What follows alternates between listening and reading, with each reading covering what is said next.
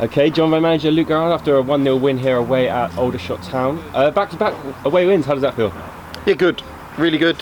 I thought we were very productive in the first half. Had 2-3 real good gilt-edged chances and unfortunately didn't have the killer.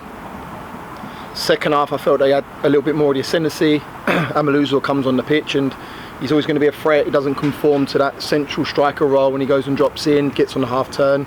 Then we marshalled him, and thankfully for Marshy, he said in there he had a sighter with a side foot volley to then go and rifle one into the roof of the net. So I think on reflection, I think we were deserving of a win. Yeah, obviously you mentioned there that you had a lot of chances in that game. Did it start to feel like it could have been one of those evenings where it might have ended in a 0-0, or did you always have confidence that you had nicked the winner?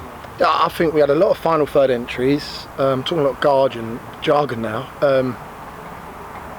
Our productivity in the final third needs to improve, has to improve. The fact we got a clean sheet tonight has aided us to get the win, but I think we entered their box several times and we picked the wrong decision at times. And we'll watch it back, we'll discuss it.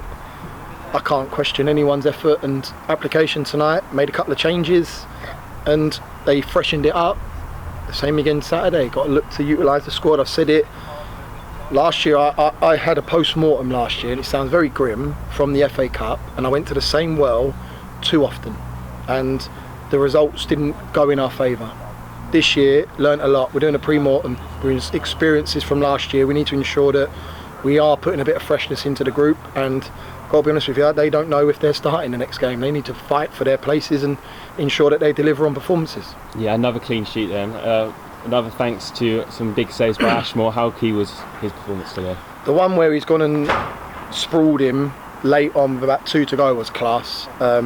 He's just kicked off the surface and he's not been able to parry it wide of the goal, and that was class. Some big headers, some big blocks. When you've got something to hold on to, you're always going to do that inside your 18-yard box. You start to drop off a little bit. The opposition go gung-ho and don't relent, and I felt we dealt with that. They had 2 or 3 corners back to back, and that's a strength of ours, and we showed that. Okay, we saw the return of Danny Elliott. He's returned alone from Gateshead. How pleased are you to have him back in the building? Look, he's gone and done exactly what he said he'd do. He'd go and score goals, get confidence, get game time, and you can see him, the spell he's had at Gateshead, he's come back 3 foot taller. He's gone straight in today, added 10 goals to our team from Saturday, just putting him in this evening.